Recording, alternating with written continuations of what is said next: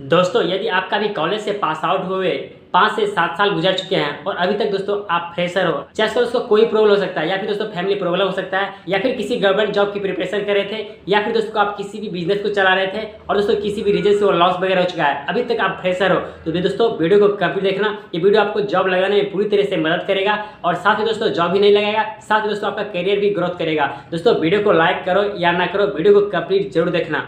और दोस्तों ये वीडियो फुल्ली मैकेनिकल वालों के लिए होने वाला है। अगर आप इलेक्ट्रिकल फील्ड से हो या फिर दोस्तों ऑटोमोबाइल फील्ड से हो तो कमेंट कर देना, आपके लिए भी एक स्पेशल वीडियो बना दूंगा। और दोस्तों इस वीडियो को भी कंप्लीट देखना, बहुत सारी चीजें दोस्तों इस वीडियो से भी आपको समझ में आएगी। तो चलिए वीडियो को स्टार्ट करते हैं। हो सकता है दोस्तों आप में से कोई ITI क्या हो या फिर डिप्लोमा क्या हो, बीटेक क्या हो। दोस्तों आपके पास मात्र 2 रास्ते हैं। पहला रास्ता यह है कि आप किसी न किसी से रेफरेंस बना के कंपनी में इंटर कर जाओ, चाहे आपका कोई भी रिलेटिव वगैरह हो सकते हैं या फिर दोस्त वगैरह हो सकते हैं। इसके अलावा दूसरा रास्ता है किसी भी स्टेट चले जाओ जहाँ पे ज़्यादा से ज़्यादा कंपनी है और डायरेक्ट कंपनी के गेट पे चले जाओ। वहाँ पे दोस्तों सिक्योरिटी गार्ड से मिलने के बाद कॉन्ट्रैक्टर वगैरह से मिला देगा और आपको वहाँ पे ज्वाइनिंग वगैरह मैक्सिमम चार्ज आपको लग जाता है। तो आपके पास 2 तरीके होते हैं। फर्स्ट टाइम आता है किसी रेफरेंस के थ्रू, और दोस्तों इसको पता नहीं है रेफरेंस के बारे में, मैं आप लोग को बता देना चाहता हूँ। रेफरेंस का सीधा सा मतलब होता है कोई ना कोई जान पहचान, इसी के जान पहचान के थ्रू जब कंपनी में इंटर करता है तो दोस्तों वो रेफरेंस के थ्रू जॉब पाता है। तो रेफरेंस का मतलब होता है कोई ना कोई जान पहचान के थ्रू आप कंपनी में जाते हो। और रेफरेंस के थ्रू जाने से और किसी कंपनी में डायरेक्ट जाने से दोनों में डिफरेंट होता है दोस्तों। अगर किसी भी कंपनी में आप रेफरेंस के थ्रू जाते हो तो आपका थोड़ा सा वहाँ पे वैल्यू ज़्यादा होता है। आपको हो सकता है किसी अच्छे डिपार्टमेंट में जॉब लग जाता है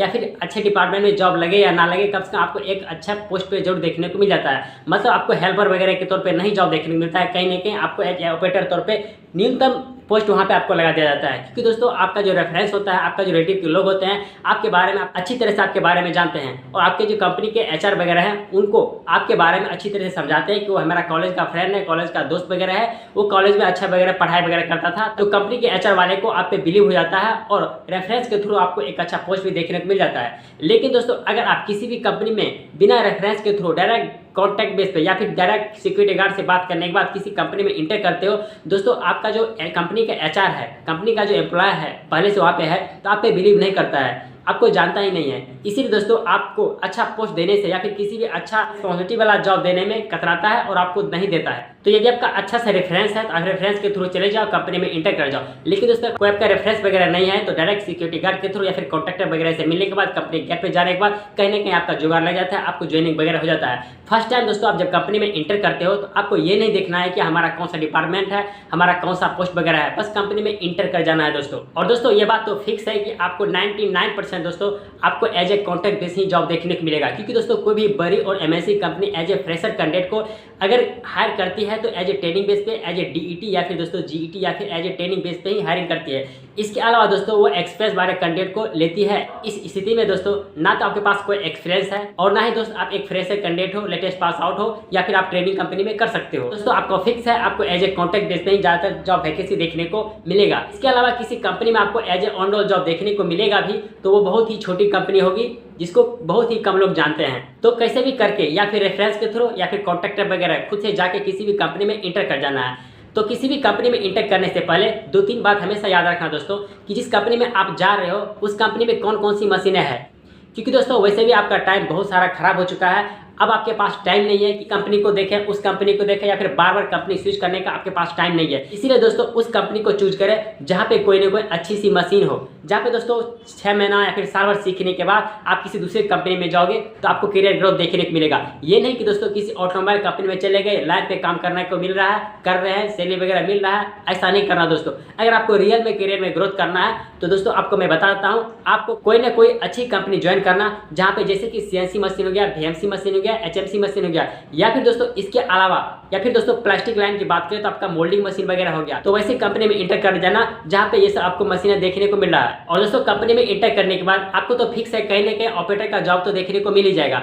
अगर ऑपरेटर का जॉब नहीं भी देखने को मिलता है इसका दोस्तों मशीन पे एज ए पार्ट को चेक वगैरह करने के लिए एज ए हेल्पर के तौर पर आपको जॉब देखने को मिल ही जाएगा। हेल्पर का मतलब ये नहीं होता है दोस्तों कि आपको वहाँ पे जिंदगी भर हेल्पर का ही काम करना है, मात्र 3 से 4 दिन तक दोस्तों वहाँ पे हेल्पर का काम करना होता है। क्योंकि दोस्तों जब आप कंपनी में इंटर करते हो तो आपके चाल भाव से, आपके काम करने के तरीके से आगे वाला बंदा समझ आता है कि इसको कहीं ना कहीं ऑपरेटर का काम दे दिया जाएगा, ये इस चीज़ को संभाल लेगा। दोस्तों 3 से 4 दिन के बाद आपको एज ए ऑपरेटर के तौर पर रख दिया जाता है, चाहे आपका सीएनसी मशीन हो गया, वीएमसी वगैरह हो गया, या फिर दोस्तों आपका मोल्डिंग मशीन वगैरह हो गया, तो वहाँ पे दोस्तों एज ए ऑपरेटर के तौर पे आप 7 से 8 दिन के अंदर वहाँ पे आप चले जाते हो। और दोस्तों याद रखना, शुरू से ही आप ये नहीं सोचना कि हमें क्वालिटी में चाहिए या फिर मेंटेनेंस वगैरह में चाहिए, ये बात शुरू में दिमाग में बैठा के नहीं चलना कि हमें वही डिपार्टमेंट वगैरह मिले। नहीं दोस्तों, आप कम से कम कंपनी में इंटर तो करो। जब दोस्तों कुछ दिन आप काम कर लेते हो, 3 से 6 महीने तक जब कंपनी में काम कर लेते हो, दोस्तों आपको डिपार्टमेंट के बारे में पता चलने लगता है। आप अलग अलग डिपार्टमेंट वाले कैंडिडेट से मिलते हो, तो उनके बारे में पूछते हो, उनके क्वालिफिकेशन के बारे में पूछते हो, दोस्तों बहुत सारा आपको इन्फॉर्मेशन आता है, बहुत सारा दोस्तों आपको नॉलेज उनसे सीखने को मिलता है।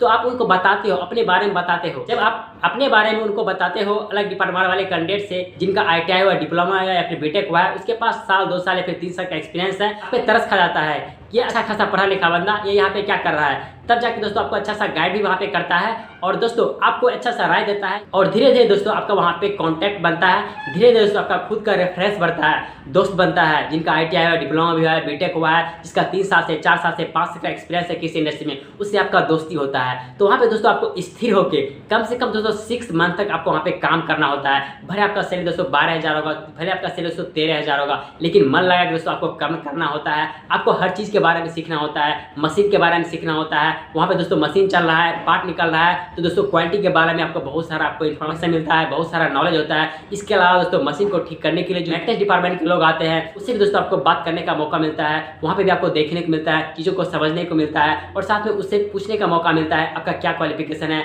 आपके पास कितने दिन का एक्सपीरियंस है। तो दोस्तों आपको बहुत सारा नॉलेज आता है अलग अलग डिपार्टमेंट के बारे में। जब HR में जाते हो, उससे बातें करते हो, उसके बारे में आपको पता चल जाता है। तो दोस्तों आपको 6 मंथ के अंदर दोस्तों आपका टेक्निकल डिग्री है, ITI हुआ है, डिप्लोमा है या फिर बीटेक हुआ है, तो बहुत सारा इन्फॉर्मेशन मिल जाता है दोस्तों। बस शुरू में इंटर करने में किसी भी कंपनी में थोड़ा सा प्रॉब्लम होता है, बस 6 मंथ दोस्तों। जब आपका 6 मंथ गुजर जाता है दोस्तों, आप पे डिपेंड होता है आप कौन से डिपार्टमेंट में जॉब करना चाहते हो। दोस्तों आपके पास ऑपरेटर का भी नॉलेज आ जाता है, आपके पास दोस्तों क्वालिटी का भी नॉलेज आ जाता है। दोस्तों आपने ITI, डिप्लोमा फिर बीटेक किया हो, अगर आप दोस्तों किसी भी दूसरे कंपनी में जाओगे ना, आप बोल दोगे कि हमारे पास ऑपरेटर का नॉलेज है। अगर आप ऑपरेटर में जॉब करना चाहते हो तो दोस्तों आपका सैलरी कम से कम 14-15 हज़ार आराम से देखने को मिल जाएगा 8 घंटे का।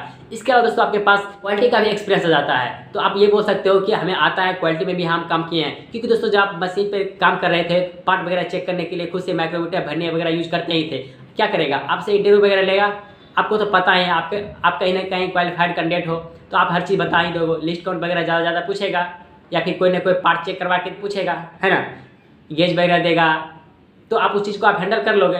तो आराम से दोस्तों आप क्वालिटी में भी जा सकते हो, या फिर दोस्तों आप मशीन ऑपरेटर मतलब प्रोडक्शन वगैरह में जा सकते हो। लेकिन दोस्तों मेंटेनेंस वगैरह में जाने के लिए थोड़ा सा प्रॉब्लम का सामना करना पड़ता है, लेकिन दोस्तों मुश्किल कुछ भी नहीं है, बस आपको कॉन्टैक्ट में रहना पड़ता है जो पहले से वहाँ उस डिपार्टमेंट में जॉब कर रहे हैं। तो दोस्तों इस तरह से कंपनी में इंटर करने के बाद दोस्तों 6 महीने तक आप आराम से काम करते रहो। उसके बाद दोस्त आप आराम से किसी दूसरे कंपनी में जा सकते हो इंटरव्यू वगैरह देने के लिए। आपके पास बहुत सारा एक्सपीरियंस रहता है, बहुत सारे लोगों से आपका कांटेक्ट होता है, आप उससे पूछते रहो किसी और दूसरे कंपनी में वैकेंसी वगैरह निकल रहा है कि नहीं। उसके बाद दोस्तों सेकेंड कंपनी से दोस्तों आपका लाइफ ग्रोथ स्टार्ट हो जाता है। दोस्तों ऐसे ऐसे करके ऐसा ट्रिक से दोस्तों मैंने 4-5 लोगों को ग्रोथ करवाया है अपनी लाइफ में। मेरा भी भाई था एक, मेरा पड़ोस का भाई था, उनका बीटेक हुआ था और उसके पास कोई एक्सपीरियंस वगैरह भी नहीं था। उसने मात्र 3 महीने भी वो काम नहीं किया एज ए मशीन ऑपरेटर पे, और दोस्तों शुरू में उसका 12,000 सैलरी लगाया था, अभी उसका 3 महीने के बाद उसका सैलरी 16,000 है। उसका बीटेक हुआ था, उसको 2-3 महीने में उसको हर चीज़ समझ में आ गया, और इंटरव्यू वगैरह देने के लिए गया।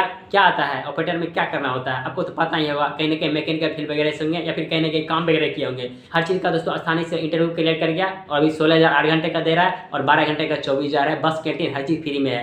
तो दोस्तों चीज़ों को समझना पड़ेगा। शुरू में दोस्तों इस तरीके से आपको किसी भी कंपनी में इंटर करके और आपको ग्रोथ करना पड़ेगा, ये बेसिक लेवल से दोस्तों। अगर आपके पास कोई ना कोई रेफरेंस नहीं है तो रेफरेंस है तो बहुत ही अच्छी बात है, आप उसके थ्रू जाओ, आपको थोड़ा सा जल्दी ग्रोथ देखने को मिलेगा। लेकिन रेफरेंस नहीं है तो थोड़ा सा आपको लेट ग्रोथ देखने को मिलेगा। और जॉब वगैरह का टेंशन नहीं लेना, बहुत सारे MIDC हैं, बहुत सारे GIDC हैं, चाहे महाराष्ट्र हो गया या फिर गुजरात वगैरह हो गया, जहाँ पे दोस्तों मशीन के ऑपरेटर के तौर पर 10th पास वाले को 12th पास वाले को रखा जाता है। तो दोस्तों आप सोचो ना, लग जाना 12th पास पे ही लग जाना। हम बताएं ना आपको 2-3 महीना काम करना है, बस सीख जाना है, बस इंटरव्यू के लिए जाना है कि आप अगले कंपनी जब इंटरव्यू देने के लिए जाओगे तो उसको प्रैक्टिकली चीज़ों को समझा पाओगे कि नहीं, बस उस चीज़ को सीखने के लिए जाना है। तो उम्मीद करता हूँ दोस्तों सारा कुछ आपको समझ में आ गया होगा। और जब भी ऑपरेटर वगैरह के तौर पे काम करना, चाहे आपका CNC BMC मशीन हो गया, या फिर दोस्तों आपका मोल्डिंग वगैरह मशीन हो गया, जो पहले से काम कर रहे बंदे, भले आपसे कम पढ़े लिखे होंगे, लेकिन उससे दोस्तों आप इन्फॉर्मेशन लेने की कोशिश करना। ये नहीं कि हम गुमान में रहना, क्या हमें तो आता ही है, ये क्या है, इसका 10th पास है, इसका 12th पास है। नहीं दोस्तों, ऐसा कभी भी करने की कोशिश नहीं करना। उसके पास दोस्तों साल 2 साल का एक्सपीरियंस होता है, मतलब प्रैक्टिकली नॉलेज होता है। वो किसी भी चीज़ में आपको फंसा देगा, आपको नीचा कर देगा। इसीलिए दोस्तों भाई भाई करके उससे हर चीज़ का ऊपर का नॉलेज लेना है। अंदर का नॉलेज आपके पास पहले से है दोस्तों, बस उसको स्टोर रखना है और प्रैक्टिकली चीज़ों को समझ लेना है। तो दोनों तरीके से आ जाएगा आपके पास, थ्योरी भी आ जाएगा और प्रैक्टिकली भी आ जाएगा। थ्योरी ज़्यादा इंपॉर्टेंट करता है, प्रैक्टिकल कम इंपॉर्टेंट करता है। और जिसके पास थ्योरी नहीं है वो प्रैक्टिकल लेके क्या करेगा? 10th पास या 2 साल से 3 साल से काम कर रहा है, लेकिन उसको प्रोग्रामिंग के बारे में कुछ पता ही नहीं है, तो क्या ग्रोथ कर पाएगा? तो कभी ग्रोथ नहीं कर पाएगा। तो आपके पास अपॉर्चुनिटी होता है एज ए टेक्निकल कैंडिडेट के पास।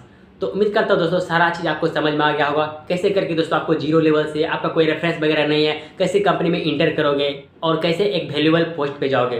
तो उम्मीद करता हूँ सारा चीज़ दोस्तों आपको समझ में आ गया होगा। कोई प्रॉब्लम आता है दोस्तों कमेंट करो, हम उसका रिप्लाई जरूर देने की कोशिश करते हैं। तो बाय दोस्तों, फिर मिलते हैं किसी और इसी तरह की इन्फॉर्मेटिव वीडियो में। तब तक के लिए बेस्ट ऑफ लक।